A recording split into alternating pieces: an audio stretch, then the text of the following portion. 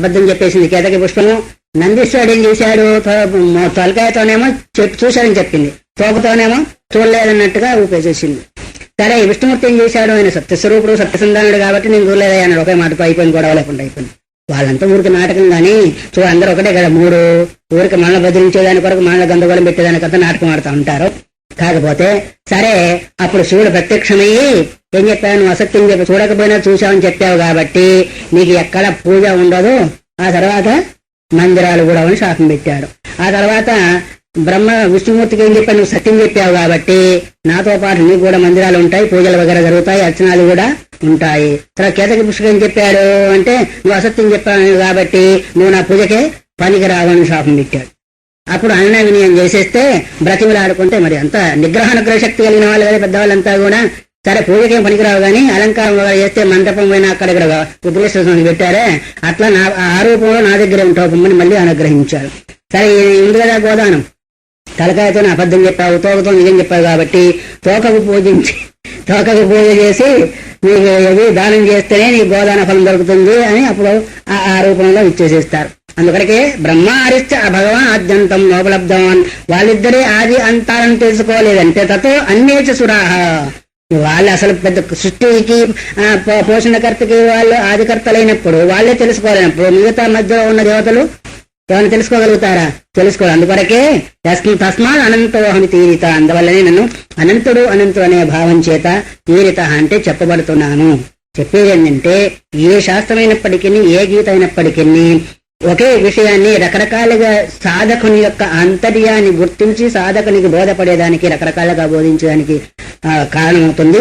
అందువల్ల ఏ దాన్ని మనం చేసినప్పటికీ మనస్ఫూర్తిగా మనం చేయగలిగితే అదే జీవుణ్ణి ఊర్ధ్వగతికి తీసుకుని వెళుతుందనే దానిలో సందేహం ఏమాత్రం కూడా లేదు. మిగతా విషయాలు రేపు మాట్లాడుకున్నాం. హరి ఓం తత్సత్. శివార్పణమస్తు. భగవతా సాక్షాత్ శివేన స్వయం వ్యాసేన గ్రథితాం పురాణమునినా పద్మే పురాణే శివాం అద్వైతామృతదాయినీం భగవతీం షోడశాధ్యాయినీం అంబ త్వాం అనుసంస్మరామి శివసంగీతే భవద్వంసినీ. శ్రీ శివగీత 6వ అధ్యాయం 72వ పేజీ 34వ శ్లోకాన్ని మనం నిన్న అనుసంధానం చేశాం. మొత్తానికి ఈరోజు తొండమయ్య పోయి వాళ్ళ నాయనతో పోట్లాడి గంగమ్మని తీసుకుని వచ్చాడు. ఎట్లా ఏం చల్లబడింది. నిన్న వస్తే బాగుండేది, ఆయన ప్రతాపం అనుకునే వాళ్ళం. కానీ ఈరోజు వచ్చింది కాబట్టి నవరాత్రులే పర్వాలేదు, ఆయన ప్రతాపం అనుకుందాము. గంగా జటాజూట గౌరీపతి కదా, గంగమ్మ వదిలేశాడు మొత్తానికి ఈరోజు. సరే నిన్నేమన్నాడు, బ్రహ్మహరిశ్చ భగవాన్ ఆద్యంతం నోపలబ్ధవాన్. బ్రహ్మదేవుడు హరి అంటే విష్ణువు కూడా నాకు ఆది అంతాన్ని తెలుసుకోలేకపోయారు అంటే మధ్యలో ఉన్న దేవతలందరూ కూడా తెలుసుకోగలుగుతారా? తెలుసుకోలేరు. అన్యేచ సురా యస్మాత్ అనంతో హమి తీరిత, అందువల్లనే నన్ను అనంతవుడు అని అన్నారు. ఆయనకు ఆది లేదు అంతము లేదు, ఉంటే కదా తెలుసుకునేదానికి. ఆది ఒకటి ఉంటే తెలుసుకోవచ్చు, అంతము ఉంటే తెలుసుకోవచ్చు. అంతము లేదు ఆది లేదు, ఇంకెలా తెలుసుకుంటారు? ఇప్పుడు ఈ స్థలానికి ఎక్కడి నుంచి ఎక్కడి వరకు అంటే హద్దులు ఉన్నాయి కాబట్టి ఇక్కడి నుంచి ఇక్కడి వరకు చాతుర్మాస్య స్థలము ఫలాని వాళ్ళదని చెప్పొచ్చు. అట్లాగే పరమాత్మకు కొన్ని హద్దులంటూ ఉంటే మనం ఆది అంతం ఎలాగైనా తెలుసుకోవచ్చు. కానీ ఆయనకు ఆది లేదు అంతము లేదు కాబట్టి తెలుసుకునేది ఎట్లా? అందువరకు లేదు కాబట్టి తెలుసుకోలేదు, ఉంటే తెలుసుకునే వాళ్ళేనో బహుశా. అందువల్ల వాళ్ళే తెలుసుకోలేనప్పుడు ఇంకా మిగతా సురాది దేవతలు ఎట్లా తెలుసుకుంటారు? ఆద్యంతరహితమైన తత్వము, సర్వవ్యాపకమైన తత్వము, సర్వాంతర్యము తత్వము చక్షురాది ఇంద్రియాలకు గోచరం కాదు అని మనం ఎన్నిసార్లు ఎంతమంది ద్వారానో విన్నాం. ఎందుకు అంటే ఆది అంతము పుట్టిందానికి ఉంటుందానికి పుట్టినదానికి ఉండదు. జాతస్య హి ధ్రువో మృత్యు ధ్రువస్య జన్మ ధ్రువం అన్నారు. పుట్టినదానికి చావడము. ఆది అంటే అర్థమేమి? ప్రారంభం ఇదివరకు లేదు, ఇప్పుడు ఉండేదాన్ని అని ఏమంటారు? ఆది, పుట్టింది అంటాం. కానీ అంతము అంటే పోయింది కాబట్టి అది అని అంతము అన్నాం. లేదా ఒక స్థలము ఉంది, స్థలం ఉంటే ఇక్కడి నుంచి మొదలు, అక్కడి నుంచి అంతం అంటే దాని తర్వాత ఏముంది, దాని తర్వాత ఏముంది, మొదలుకి ముందు ఏముంది, అంతానికి తర్వాత ఏముందనే సందేహం వస్తుందా రాదా? వస్తుందా రాదా? ఇక్కడి నుంచి ఆది అనుకుంటే దీనికి ముందు ఏముంది అనేది వస్తుంది. ఇక్కడికి అంతం అనుకుంటే దీని తర్వాత ఏముంది అని వస్తాము. మరి ఆయనకు ఆది ఉంది అంటే ఆయన ఆది అయినట్టయితే దానికి ముందు ఎవరున్నారు అనే సందేహం వస్తుంది. కాబట్టి ఆయనకు ఆది లేదు. మరి ఆయన అంతము అంటారా? ఆ తర్వాత ఏముంది అంటే అది కూడా చెప్పలేదు. కాబట్టి ఆద్యంతరహితుడైన వాడు. ఆది సాది పదార్థం ఏంటి అంటే పరిచ్ఛిన్నమైన వస్తువుకే సాధిత్వం ఉంటుంది కానీ అపరిచ్ఛిన్నమైన వస్తువుకు సాధిత్వం ఉండదు. అనాదిత్వం ఉంటే ఉండొచ్చుగాక మాయకు గాని అనంతత్వం దానికి లేదు. ఏ అంశంలో అయితే జ్ఞానం కలుగుతుందో ఆ అంశంలో అది అంతమయ్యే ఉంటుంది. అందువల్ల ఆద్యంతరహితమైన వస్తువుకు ఆద్యంతాలు తెలుసుకోవాలనేది ఏదైతే ఉందో అది జీవుని యొక్క భ్రమచేత కూడుకున్న చేతస్సే తప్ప వాస్తవికమైన చేతస్సు అనిపించుకోదు. అందువల్ల బ్రహ్మాదులు కూడా నా యొక్క ఆది అంటే అర్థమేమి ఇక్కడ త్రిగుణాత్మిక సంబంధమైన మనం చూసుకున్నట్టే బ్రహ్మ వేరు, విష్ణు వేరు వగేరు అనుకుంటాం. కానీ ఉన్నదేంటిది? ఏకం సత్ విప్రాభ హోదా వదంతి. ఉన్నది ఒకటే తత్వము, కానీ వ్యవహార రూపంగా మనం తెలుసుకునేదానికి అశక్తమైన వస్తువు ఆ తత్వం అని ఇక్కడ మనం అవగాహన చేసుకోవాలి. తర్వాత గర్భజన్మ జనా మృత్యు సంసార భవ సాగరాత్ తారయామి యతో భక్తం తస్మాత్ తారోహమి తీరిత. గర్భమందు జన్మ, తర్వాత వచ్చేది జర, ఆ తర్వాత వచ్చేది మృత్యువు. దీన్నే జన్మ దుఃఖం, జరా దుఃఖం, జాయా దుఃఖం పునః చెప్పండి. మీకు తెలుసు, నాకు తెలుసు, అందువరకు చెప్పడం లేదు. సంసార సాగరం దుఃఖం. ఎందుకంటే సంసారం ఉన్నా కాబట్టి అంటే ఏమనుకుంటారో అని భయం. సంసారం అంటే ఆ సంసార కాదు, జన్మ మరణ ప్రవాహ రూపమైందే అది సంసారం. అందుకరకే శంకర భగవత్పాలు ప్రశ్నోత్తర మాణిక్యంలో ఫస్ట్ లోనే ఒక శ్లోకం ఇస్తారు. అపార సంసార సముద్ర మధ్యే సమ్మజ్యతో మే శరణం కిమస్తి గురో కృపాలో కృపయా వదైతత్. అథవా చెప్పండి. విశ్వేశ్వర పాదాంభుజ దీర్ఘ అపారమైన సంసారం. ఈ సంసారం అంటే ఏంటిది? సంసారతీతి సంసార, జరిగిపోయేది కాబట్టి సంసారం ఉన్నది. నిన్నున్నట్టు ఈ రోజు ఉన్నానా? నేను ఎండగా ఉంది, ఇప్పుడు వర్షంగా ఉంది, చల్లగా ఉంది, ఆ తర్వాత మళ్ళీ ఒక రకంగా ఉంటుందా? ఉండదు. అందుకొరకే జరిగి సమ్మిక సరతీతి సంసార. సంసారంలో సారం ఉంది అని అనుకునే వాళ్ళకు సారం ఉంది, అసారం అనుకునే వాళ్ళకు అసారము. సారం ఉంది ఎవరు అనుకుంటారు? సారం ఉందని. సారాన్ని గ్రహించే వాళ్ళ, సారాన్ని గ్రహించని వాళ్ళ? సారం లేదని ఎవరు అనుకుంటారు? అదైనా గ్రహించే వాళ్ళే, ఇదైనా గ్రహించే వాళ్ళే. లేనిది ఉన్నట్టుగా భావించే వాళ్ళు కొందరు, ఉన్నది ఉన్నట్టుగా గ్రహించే వాళ్ళు కొందరు. ఉన్నది ఉన్నట్టుగా గ్రహించే వాళ్ళము సారం లేదనుకుంటారు, లేనిది ఉన్నట్టుగా గ్రహించే వాళ్ళు సారం ఉందనుకుంటారు. అది ఎవరో మీరే అర్థం చేసుకోండి. అందువల్ల అపారమైన సంసారం అంటే దీనికి ఒక పారం అంటే అంతము లేదు అని. ఆ విషయం ఎక్కడ చెప్పబడింది? భగవద్గీత 15వ అధ్యాయం చెప్పారు. నాంతో నచాదిర్ నచ సంప్రదిష్ట. ఈ జగత్తు వరకు చెప్పండి. దీనికి ఆది లేదు, అంతం ఉందా అంటే అంతము లేదు, మరి ఉంటుందా అంటే ఉండదు. అందుకరకే కృష్ణానది ఎప్పటి నుంచో ప్రవహిస్తుంది, ఎంతకాలం నుంచి ప్రవహిస్తుంది. కానీ దాని యొక్క ప్రవాహ వేగం ఏదైతే ఉందో ఆ నది ప్రవాహము అనాది, కానీ దానిలో నీళ్లు సాది ఎప్పటికప్పుడే వస్తూ ఉంటాయి, కొత్తవి మళ్ళీ పోతూ ఉంటాయి. అట్లా ఇక్కడ సంసారం కూడా ఎటువంటిది? గర్భ జన్మ జరామృత్యు సంసార భవసాగరాత్. సంసారమే భవసాగరము. భవ అంటే పుట్టుక, జననము మరణము ఏదైతే ఉందో దాన్ని సంసారం అనే సాగరంగా పోల్చారు. ఎందుకు పోల్చారు అంటే సాగరం అంటే సముద్రము. సముద్రం ఎట్లాగైతే మనం లోతు తెలుసుకోలేమో, ఒక మూల లోతు తెలుసుకోవచ్చు కానీ మధ్యలోకి వెళ్ళి ఎట్లాగైతే మనం ఇప్పుడు తెలుసుకుంటున్నారేమో మిషన్ల ద్వారా, అది కూడా కొంతవరకు అనుకుంటాము. కానీ దాని యొక్క లోతును తెలుసుకోలేము. దానిలో రకరకాలైన జంతుజాలాలు, రకరకాలైన మనులు వగైరా ఎట్లాగైతే ఉన్నాయో అట్లాగే ఈ ప్రపంచం అనే బ్రహ్మాండం లోపల కూడా రకరకాల సుఖాలు ఉన్నాయి, దుఃఖాలు ఉన్నాయి, పదార్థాలు ఉన్నాయి అనుకుంటుంది. అందుకొరకే దానికి దీనికి పోల్చడం కారణం. అట్లా ఈ సముద్రం యొక్క లోతును మనం ఎట్లాగైతే తెలుసుకోలేము, సంసారం యొక్క ప్రపంచం యొక్క లోతును కూడా మనము తెలుసుకో. అందుకొరకే ఎవరు ఏ ప్రారంభం చేత ఏ భోగాన్ని అనుభవించగలుగుతారో ఆ భోగాన్ని ఎవరు తెలుసుకోగలుగుతారు? తెలుసుకున్నవాడు ఒక్కడే కర్మ ఫలదాత. అందువల్లనే జన్మ, గర్భ, జర, మృత్యు 4 ఇచ్చాడు. గర్భంలో జన్మ, జర అంటే ముసలితనము, మృత్యు అంటే ఆ శరీరాన్ని వదిలిపెట్టడము. ఇదే ఒక సంసారంగా చెప్పబడింది. వాస్తవిక సర్వమైన పునరపి జననం, పునరపి మరణం, పునరపి జనని, జఠరే శయనం. ఈ మూడింటికి ఇక్కడ చెప్పిన మూడింటికి సరిపోయింది. అదే ఇహ సంసారే బహు దుస్తారే అన్నారు. అందువల్ల ఈ సంసారం ఏదైతే ఉందో బహు దుస్తారం అంటే దుఃఖేన తర్తం యోగ్యం దుస్తారం అంటే ఈ సంసారాన్ని మనం బయటికి వెళ్ళాలంటే వెళ్ళలేము. ఇంకా దేనివల్లనే వెళ్ళేది? విశ్వేశ్వర పాదాంబుజ దీర్ఘనౌక అని అక్కడ చెప్పబడింది. విశ్వేశ్వరుడు పరమేశ్వరుడని పాదాలనే అంబుజాలు ఏవైతే ఉన్నాయో అదే ఈ సంసారం అనే సముద్రాన్ని దాటేదానికి నావా అన్నారు. అందువల్ల ఇక్కడ కూడా గర్భజన్మ జరామృత్యు సంసార భవసాగరాతు ఈ సాగరం నుంచి తారయామి తరింపజేస్తున్నాను. ఎవరిని? యతో భక్తం భక్తుని తరింపజేస్తున్నాడు. మీతో అందరినీ కాదండి. ఎంతమంది భక్తులు ఉన్నారు? చేతులు ఎత్తా అంటే ధైర్యంగా ఎంతమంది ఎత్తగలుగుతారు? ఒక్కరు మాత్రం ఎత్తారు. భక్తి ఎలాంటి ఉండాలి అంటే సంసార సముద్రాన్ని దాటగలిగే అంత భక్తి ఎప్పుడు వస్తుంది? భక్తి అంటే భంజనం భక్తి. విభక్తుడు కాని వాడే భక్తుడు.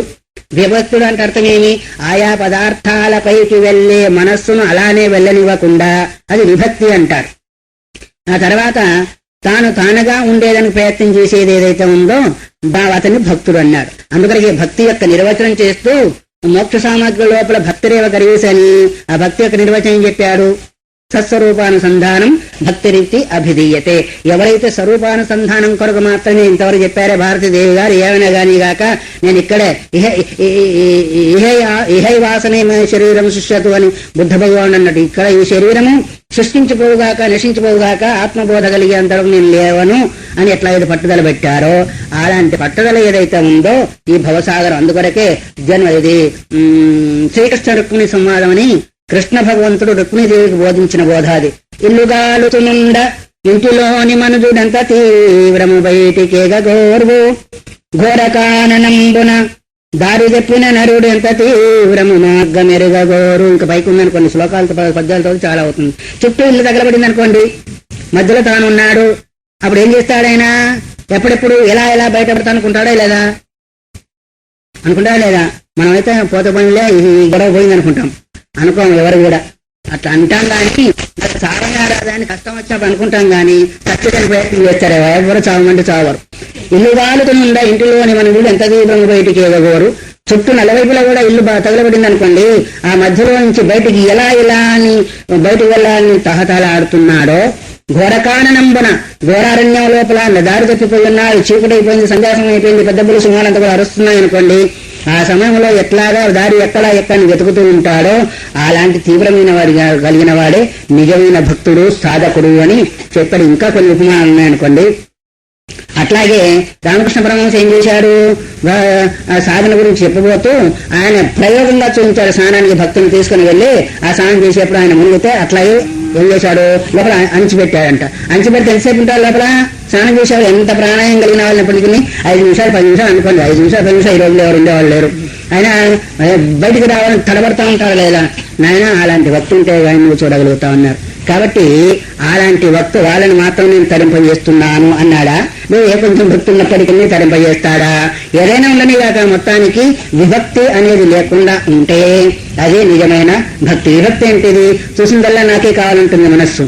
ఆ విధంగా వెళ్లకుండా పరాంచిక నిజత్రణ స్వయంభూ తస్మాత్ పరాంగ్ పశ్యతి నాంతరాత్మని కఠోపనిషత్తులు మీరు వినే ఉంటారు.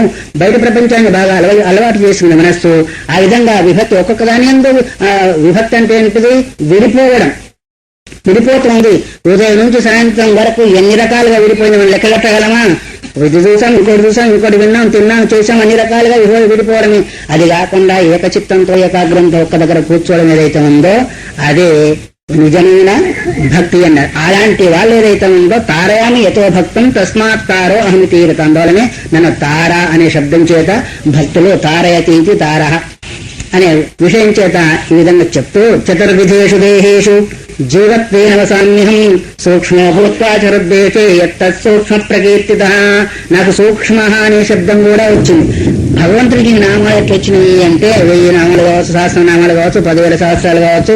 ఒక్కొక్క క్రియను బట్టి ఒక్కొక్క పేరు వచ్చేసిందని మనం ప్రారంభంలో చెప్పుకున్నాం. అట్లాగే ఇప్పుడు తరింపజేసినందువల్ల ఏమొచ్చింది? తారహ. ఇప్పుడు సూక్ష్మ అన్నారు. చతుర్విధేషు దేహేషు 4 రకాలైన శరీరాలు. ఏంటి 4 రకాలు చెప్పుకున్నాం ఒకసారి. ఏంటి 4 రకాల శరీరాలు? అంతేనా? లేదు బాల్య యవన కౌమార వృద్ధాప్యమా? స్థూల సూక్ష్మ కారణము ఈ మూడు. ఆ తర్వాత బాల్య యవన కౌమార, బాల్య యవన కౌమార వార్ధక్యం 4 శరీరాలా?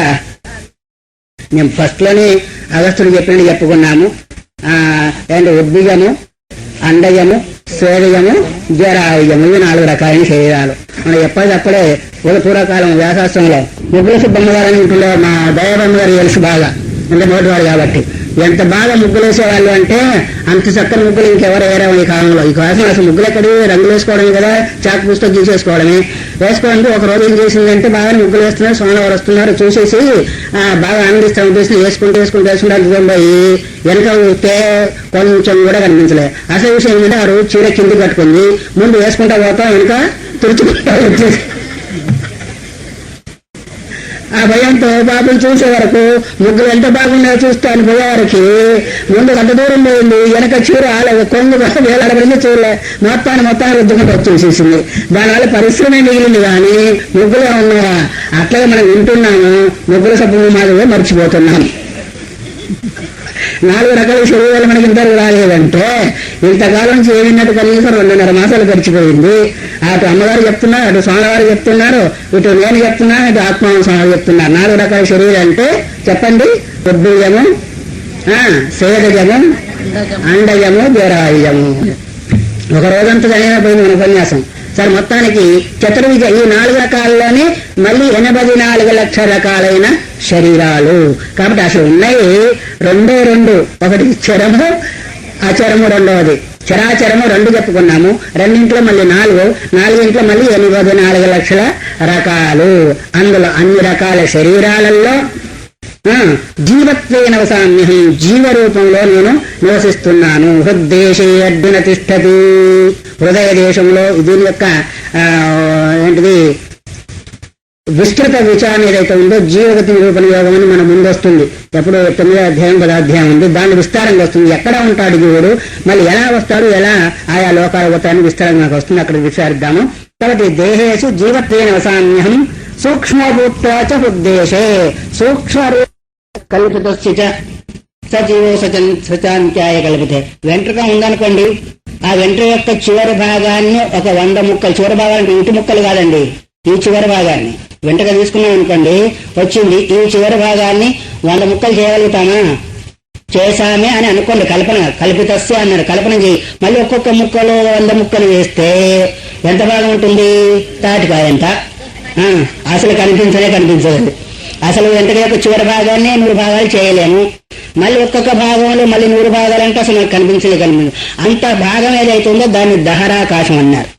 వీళ్ళు ఇది గుండె తీసి గుండె పెడుతున్నా మాకు ఎక్కడ జీవుడు కనిపించడం లేదంటారే, ఇక జీవుడు నివసించే ఆకాశం అది, దాన్ని దహరాకాశం అని. దానిలో అంతఃకరణంలో ప్రతిబింబించే చైతన్యం అన్నాము, జీవుడు అన్నారు. అప్పుడు అంతఃకరణం ఎంతుందా, ఆ ఆకాశం ఎంతుందంటే దాన్ని నివసించే అంతఃకరణం ఉండాలా. ఆ అంతఃకరణంలో ప్రతిబింబించే సూక్ష్మత్వం ఇంకే. అందుకని సూక్ష్మాత్ సూక్ష్మతరం నిత్యం తత్వమేవ తత్ కవిలోపనిషత్తు. సూక్ష్మానికంటే కూడా అంతకంటే సూక్ష్మ మీ పరమాణు కూడా పనికొస్తుందో రాదు అది. అందువల్ల ఇది దేహేషు యత్సూక్ష్మ పరికీర్తిత. అందువల్ల అలాంటి సూక్ష్మంగా నేను ఉంటున్నాను కాబట్టి సూక్ష్మ అనే పేరు కూడా నాకు వచ్చేసింది. చూడండి, దుంపదగా అంత సన్నగా చిన్నగా ఉంది మనస్సు ఎంత కల్పన చేస్తా ఉందో. అసలు నివసించే ఇల్లు ఎంత మనకి అంత పెద్దగా ఉంది కదా. మన అంటారే చిన్నపిల్లవాడు పిట్ట కొంచెం కూత ఘనం అన్నట్టుగానే ఉన్న అంతఃకరణం ఎంత, అంతఃకరణం నివసించే ప్రదేశం ఎంత? 100లో 10,000వ భాగమా? ఒక 100 ముక్కలు ఒక దానిలో 100 ముక్కలు అంటే 10,000వ భాగం అవుతుంది. అంటే ఆకాశంలో అది ఉండాలంటే ఇంకొంచెం తక్కువనే ఉండాలి దానికంటే.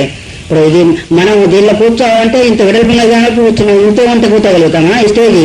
అట్లాగే ఒక వస్తువు నిలవాలంటే దానికంటే పెద్దమైన స్థలం ఉంటేనే నిలవగలుగుతుంది. మరి ఆకాశమే అంత ఉంటే అందులో ఉండే అంతఃకరణం ఎంత ఉంటుంది? ఇంకా దానికంటే తక్కువగా ఉండాలి.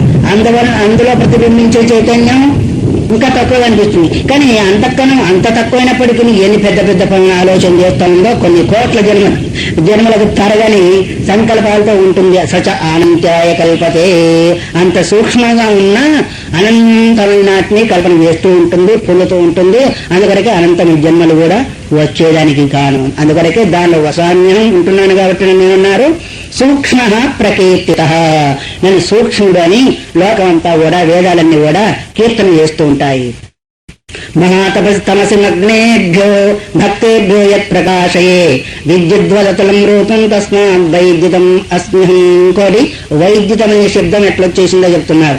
నేను చెప్పాడు కదా, ప్రణవం అని, ఓంకారం అని, వగర వగర, అట్లాగే ఒక్కొక్క పేరు ఒక్కొక్కటి ఈ శాస్త్రనామాలు ఉన్నాయో లేక ఇక్కడ మాత్రం శాస్త్రనామాలు లెక్క పెడుతున్నాడు ఆయన. ఇప్పుడు ఏంటిది, వైద్యుతం అనే శబ్దం నాకు ఎట్లొచ్చేసింది అంటే, మహాతమసి మగ్నేభ్యో, ఘోరమైన తమస్సులో మగ్నమై ఉన్నారంట ఎవరు, భక్తులు. ఘోరమైన తమస్సు అంటే అర్థమేమి, ఇప్పుడు సామాన్యమైన తమస్సు ఉందా, చీకటి ఉందా లేదా, ఇప్పుడు చీకటి ఉందా లేదా, ఇప్పుడు మనకు అయింది 5:15, ఎట్లా ఉంది అంటే సామాన్యంగా 6:30 7 అయిందో అన్నట్టుగా, మేము వచ్చాక 4 గంటలే, అప్పుడు కూడా ఇట్లాగే ఉంది. కానీ చీకటి వచ్చిందా లేదా, ఇంకా కొంచెం పోతే ఏమవుతుంది, ఇంకా చీకటిగా ఉంటుంది. అదే అమావాస్య అర్ధరాత్రి అయితే ఎంత ఉంటుంది, ఘోరమైన అంధకారం, ఒక మనిషి ఇంకొక మనిషికి కనిపించకుండా ఉంటుంది. అదో తమస్సు ఏదైతే ఉందో ఏంటిది, తమస్సు మహాతమస్సు అని ఎందుకు వచ్చింది అంటే దీని తరతమ భేదాన్ని బట్టి ఆ రకంగా వచ్చింది. సామాన్యమైన తమస్సు వేరు, మధ్యతరగతి వేరు, ఘోరమైన తమస్సు వేరు. అంటే ఇంకా ఎట్లా అయితే ఇటున్న వస్తువు అటు కనిపించకుండా ఉంటుందో అలాంటి చీకటి మనం ఎట్లా అయితే అంధకారము అని మహా చీకటిని ఎట్లా అయితే అంటున్నామో అట్లాగే ఏమాత్రం కూడా వెనక ముందు తెలియని స్థితి కలిగిన భక్తులు కొందరు ఉంటారంట. మరి అందువల్లనే మహాతమసి మగ్నేభ్యో భక్తేభ్యో యత్ ప్రకాశ, అలాంటి భక్తులకు కూడా అంటే అర్థమేమి, ఏ సామాన్యమైన సూక్ష్మమైన సంస్కారం కలిగిన భక్తులైనప్పటికీ నేను వాళ్ళని అనుగ్రహిస్తున్నాను. మనం అనుకుంటాము ఏంటిది, స్త్రీయో వైశ్య సదాశూద్ర స్థైర్యాది పరాంగతిని, ఆ తర్వాత ఏమొచ్చింది, నిత్యం పునర్బ్రాహ్మణ పుణ్య భక్త రాజర్షయస్తత. దీనిలో తారతమ్యం చెప్పడానికంటే అర్థమేమి, బ్రాహ్మణ పుణ్య భక్త రాజర్షయ, ఇది కొంత పుణ్య విశేషంతో కూడుకున్నది కాబట్టి వాళ్ళకు ఎక్కువ ప్రకాశం వాళ్ళు సంపాదించుకున్నాడు, కొంచెం మనకు చూపిస్తే సరిపోతుంది. కానీ మహాతమస్ అంటే అర్థమేమి, సంస్కారమేమో శాస్త్ర విహితమైన సంస్కారం లేదు, కానీ నిర్మలమైన భక్తి మాత్రము ఉంది. అయితే అది ఎట్లా ఉంది, మట్టిలో మాణిక్యం లాగా ఉంది కాబట్టి అలాంటి వాళ్ళకు కూడా నేను నా యొక్క ప్రకాశాన్ని ఇచ్చి వాళ్ళను అనుగ్రహిస్తున్నాను అనే దానికి అంటే అర్థం ఏంటి, ఇప్పుడు పెద్ద పెద్ద సంస్కారాలు వేదాంగాలు చదువుతూనే లేదు, ఇంకోటి చేస్తూనే మనకు అనుగ్రహం కలుగుతుంది, లేకపోతే లేదనే భావన ఇక్కడ మనం తీసివేస్తున్నాడు. మనం ఎన్నో 40 రోజుల క్రితం చెప్పుకున్నాము తిన్నపో కన్నప్పని గురించి. ఆ తర్వాత ఇంకేంటిది, తప్ప మీదేని తామసిక జీవితం అనుకున్నాం లేదా, ఊర్ధ జీవితాల్లోనో పుణ్యంతో కూడుకున్నవి, సత్వాధిక్యము, మధ్యలో సత్వము రజస్సు 2 కలిగి ఉన్నాయి మానవ జీవితము. తర్వాత తమో జీవితంలో ఏంటి, చరాచరాలలో కూడా మానవేతర శరీరాన్ని కూడా తామసిక శరీరాలని ఒకప్పుడు చెప్పుకున్నాం, గుర్తుందో లేదో. కాబట్టి అలాంటి తామసిక శరీరాలైనప్పటికీ శ్రీ కాల హస్తి, శ్రీ అంటే ఏంటిది సాలెపురుగు, కాల అంటే కాలసర్పము, హస్తి అంటే ఏనుగు. ఇది తామసిక ప్రాణుల లేదా రాసిక ప్రాణుల లేదో సాత్విక ప్రాణుల, మన లెక్క ప్రకారం అయితే తామసిక ప్రాణులు, ఎందుకంటే మానవేతర జన్మలు కాబట్టి తమో గుణం ఎక్కువగా ఉంటుంది. మరి అలాంటి వాళ్ళకు కూడా దర్శనం ఇచ్చాడు లేదా, ఇచ్చారు. అట్లాగే మానవులలో కూడా అలాంటి తమో గుణం కలిగిన వాళ్ళు ఉన్నప్పటికీ ఒకవేళ భక్తులు అయితే యత్ ప్రకాశే వాళ్ళకు కూడా నేను నా యొక్క స్వరూప జ్ఞానాన్ని ప్రకాశింప చేస్తున్నాను, లేదా నన్ను దర్శింపజేసే జ్ఞానాన్ని కూడా ప్రకాశింప చేస్తున్నాను. అందులో విద్యుత్ అతులం, విద్యుత్ అంటే అంటే అర్థం ఏంటిది, ఆకాశంలో ఇప్పుడు మురులు వస్తున్నాయి, దాంతోపాటు మెరుపులు కూడా వస్తాయా లేవా, దాన్ని విద్యుత్ అంటారు. విద్యుత్ అంటే ఈ విద్యుత్ కాదు, ఆ విద్యుత్ వేరుగా ఉంటుంది, అది తెలుపు కాదు ఎరుపు కాదు మధ్య రకంగా కనిపిస్తూ ఉంటుంది. అది అందువల్ల అలాంటి విద్యుత్ అతులం రూపం, తులం అంటే ఒక తూనిక వేసేది, తులం అంటే ఏంటిది, తులం 2 తులాలు 3 తులాలు అంటే ఒక కొలత కలిగింది, ఒక పరిమితి కలిగింది. అతులం అంటే కొలత లేని అంటే మహాప్రకాశాన్ని, ఏం ప్రకాశం అది, అది దివసూర్య సహస్రస్య భవేద్దిగపదత్యత, అనేక వేల సూర్యులు ఒక్కసారి ప్రకాశించినట్టయితే అలాంటి ప్రకాశము మనం అది అనుభవించలేకపోయినా ఊహించగలుగుతాము, అది అతులమైన ప్రకాశము. అలాంటి ప్రకాశమైన రూపాన్ని కూడా నేను ఇస్తున్నాను అన్నాడు. ధ్రువుడు చిన్నపిల్లవాడు ఎప్పుడు పోయాడు, అది తామసిక శరీరమా రాజసిక శరీరమా సాత్విక శరీరమా, సాధ్యమైనంత చిన్నపిల్లలకి ఇది యుద్ధమని ఇది ఈ విధంగా ఉంటుందని తెలియదు. అయినప్పటికీ తల్లి చెప్పగానే తల్లి యొక్క వాక్యం పైన నమ్మకం పెట్టుకుని వెళ్ళాడు, వెళ్ళి చేయవలసిందేదో చేశాడు. మరి అతల మీద తీర్చగలిగిన భగవంతుడు దర్శనం ఇచ్చాడా లేదా, ఆ విధంగా చూసినట్టయితే బాల్యము తమగుణంతో కూడుకుంది. ఎందుకంటే వాళ్ళ హఠం చూస్తుంటాం కదా. అట్లాగే మానవీయ శరీరాలు కూడా తమగుణ సంబంధమైనవి. అలాంటి వాళ్ళు మరి భగవంతుని యొక్క అనుగ్రహాన్ని పొందగలిగినప్పుడు మరి నిత్య నిరంతరం కూడా అనేక రకాలైన సాధన చేసే వాళ్లకు భగవంతుడు కనిపిస్తాడా లేదా మనకు నమ్మకం ఉండాలే గాని అది లేకనే పోతా ఉంది. ఏది నమ్మిన వాణి సొమ్ము, నమ్మిన వాడిని దుమ్మన్నారు కదా. ఏముందో లేదో ఏదో గురుగారు ఏదో నదిని దాటడానికి కథ విన్నారు కదా, కథలు చెప్తా ఉంటే సమయం పోతా ఉంటుంది. ఆ నడువులు తాడు కట్టుకొని దిగాడంట అపనమ్మకంతో. నమ్మకం లేదు కాబట్టి మునుగుతా ఉంటే లాగేసేసారు. అట్లాగే మనకు కూడా ఏమైనా కానీ కాక నేను చేసే సాధన భగవంతుని యొక్క అనుగ్రహం కొరకు కాబట్టి ఎప్పటికైనా నాకు ఆ దర్శనం కలుగుతుందని ఒక ఇద్దరు తపస్సు చేస్తున్నారండి. ఈ చెట్టు కింద కూడా ఆ చెట్టు కింద కూడా చేస్తా ఉంటే కొంతకాలం గడిచిన తర్వాత నారద మహర్షి, తెలుసా నారద మహర్షి ఎవరు? ఈ లోకాలకు ఆ లోకాలకు సంబంధం కలిపి కొన్ని సమస్యలను చిక్కులను తీర్చేవాడు, చిక్కులను పెట్టేవాడు. ఆయన తీర్చేవాడు. పోతా ఉంటే అడిగాను నాకు ఎప్పుడు మోక్షం కలుగుతుందో చెప్పమని. నారాయణమూర్తిని అడిగిరమ్మని. ఈ చెట్టు కింద వాడు కూడా అడిగాడు. అడిగితే సరేనన్నాడు. సరే నారాయణమూర్తి వైకుంఠానికి వెళ్ళాడంట. వెళ్ళిన తర్వాత ఆ మాట అయిన తర్వాత పలానా దగ్గర ఇద్దరు తపస్సు చేస్తున్నారు, మిమ్మల్ని గురించి ఎప్పుడు దర్శనం ఇస్తారు అని అన్నాడు. భగవంతుడు అన్నాడు, ఒకడు మొదటి వాడికేమో ఇంకా ఒక 100 జన్మలైనా పోవాలా అప్పుడు కానీ దర్శనం ఇస్తా అన్నాడు. తర్వాత ఇంకా రెండో వాడికి వాడు ఏ చెట్టు కింద కూర్చున్నాడో ఆ చెట్టుకు ఎన్ని ఆకులు ఉన్నాయో అన్ని జన్మలు ఇస్తే కానీ దర్శనం ఇస్తా అన్నాడు భగవంతుడు. సో ఈ 2 సంవత్సరాలు తీసుకొని బయలుదేరాడు. మళ్ళీ వచ్చేసి వాళ్ళకి చెప్పేసేసాడు. మొదటి వాడు ఏమనుకున్నాడు, 100 జన్మలే, ఈ ఒక జన్మకే నాకు ఇన్ని తంటాలు అవుతున్నాయి, ఈ ఆకలి అవుతా ఉంది, తినలేదు, నిప్పలేదు, దాహం వగైరా ఇంటి సుఖాలను వదిలిపెట్టుకున్నాను, దేవుడు వద్దు గీవుడు వద్దు అని అక్కడి నుంచి ఆయన పలాయనం పెట్టేసేసాడు. ఆ తర్వాత మళ్ళీ చెట్టు కింద వాళ్ళు కూర్చొని చింత చెట్టు, మళ్ళీ మామూలు చెట్టు కూరగాయలు ఎన్ని ఆకులు ఉంటాయి? అన్ని ఆకలి తర్వాత నీకు దర్శనం ఇస్తానంట భగవంతుడు అంటే వాడు లేచాడు. నీకు లేచి ఒక్కసారి నృత్యం చేసి పెట్టాడు అన్నాడు. భగవంతుడు దర్శనిస్తాడు. ఇన్ని ఆకులు అనేవి వాడు మర్చిపోయాడు. భగవంతుడు దర్శనిస్తాడని వాడు తను తాను మర్చిపోయి నృత్యం చేస్తామంటే ఆయన మర్చిపోయి వచ్చి దర్శనం ఇచ్చేసాడు. నారద మహర్షి ఏమయ్యా నువ్వు కూడా అబద్ధం ఆడతావా? ఇన్ని సంవత్సరాలు ఇన్ని జన్మలు పోయిన తర్వాత ఇస్తాను కదా అంటే నేను ఇన్ని జన్మలు లేదు, వాడికి నమ్మకం లేదు, వాడు పారిపోయాడు. ఇన్ని జన్మలు అన్నప్పటికీ నా యందు భక్తి కలిగి దర్శనం అనే మాట వినగానే తను తాను మర్చిపోయాడు కాబట్టి నన్ను నేను మర్చిపోయి వచ్చాను అన్నాడు. అందువరకే అశ్రద్ధ దాన పురుషాధర్మస్యాస్త వ్రంతం అనేదానికి కారణం. శ్రద్ధ ఏదైతే ఉందో అది ఒక రకమైన స్థితిని కలిగజేస్తుంది. ఆ అంధశ్రద్ధ కాకూడదు. అది కూడా అంధశ్రద్ధతో ఏమవుతుందంటే మళ్ళీ వారి గోతులనే పడతాడు. శాస్త్ర విహితమై గురూపదిష్టమైన శ్రద్ధ అయితే ఎప్పటికైనా పొందక తప్పదు. అందువరకే ఇక్కడ ఏమంటున్నాడు, తమస్సు ఉంటే ఉండొచ్చు కాక కానీ నిశ్చలమైన భక్తి ఎప్పుడైతే ఉంటుందో, దాంతో పాటు శ్రద్ధ ఎప్పుడైతే ఉంటుందో భగవంతుని యొక్క అనుగ్రహం తప్పనిసరిగా కలుగుతుందనే దానికి ఎన్నో ఉపమానాలు మనకు చాలా ఉన్నాయి. వాల్మీకి అంతటి వాడు, బోయవాడు అంతటి వాడు ఎన్నో ఘోరమైన పాపాలు చేసిన వాడికి కనీసం నామం కూడా అనే 4 కూడా తిరగలేని వానికి భగవంతుడు దర్శనం ఇచ్చాడు. మరి ఆది కవిగా మారాలంటే మాలాంటి వాళ్ళు మారడం తేలిక అవుతుంది. ఎందుకంటే అంత పాపం మనం చేయడం లేదు. అంతేకాకుండా ఎంతో కొంత దీర్ఘమైన దివ్యమైన తపస్సు చేసే వాళ్ళు కూడా ఉన్నారు. మరి ఎక్కడ పోతుంది అంటే ఒక్కొక్క దగ్గర అశ్రద్ధ అనేది ఒక రంధ్రం, ఆ రంధ్రం నుంచి కారిపోతాం. అదే దృఢమైనట్టయితే ఇది కూడా దృఢమవుతుంది. కాబట్టి భగవంతుని యొక్క అనుగ్రహంతో పాటు ఆత్మజ్ఞానం తప్పనిసరిగా కలుగుతుంది. ఇది మనకు ప్రమాణం. అందువల్ల వాళ్లకు విద్యుత్ అతులం రూపం ఎట్లాగైతే విద్యుత్ ప్రకాశం తులం ఒక తూలిక మనం వేయలేమో అలాంటి రూపాన్ని నేను వాళ్ళకి అందిస్తున్నాను. కాబట్టి తస్మాత్ వైద్యుతం అస్మ్యహం, వైద్యుత అనే శబ్దం నాకు వచ్చింది. ఏకయేవయతో లోకాన్ని సుజామి చ నివాసయామి గృహ్ణామి తస్మాదేకోహం ఈశ్వర. భగవంతునికి ఏకం నిత్యం విమలమచని ఏకం అనే శబ్దం ఎందుకు వచ్చింది? ఏకయేవయతో లోకాన్ని విసృజామి, నేను ఒక్కనే లోకాలన్నింటినీ కూడా విసర్జిస్తూ ఉన్నాను. సృజామి చ సృష్టి కూడా చేస్తూ ఉన్నాను. అందువల్లనే వివాసయాన్ని నివసింపంటే పాలిస్తున్నా అంటే సృష్టి స్థితి ప్రళయం చేస్తున్నాను అన్నాడు. మరి ఒక్కడే కాకపోతే ఇద్దరు చేస్తారా, ముగ్గురు చేస్తారా?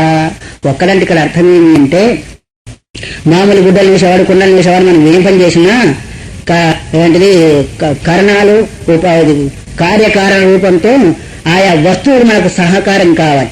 వస్తువుల యొక్క సహకారం ఉంటేనే జీవుడు ఏ కార్యమైనా చేయగలుగుతాడు.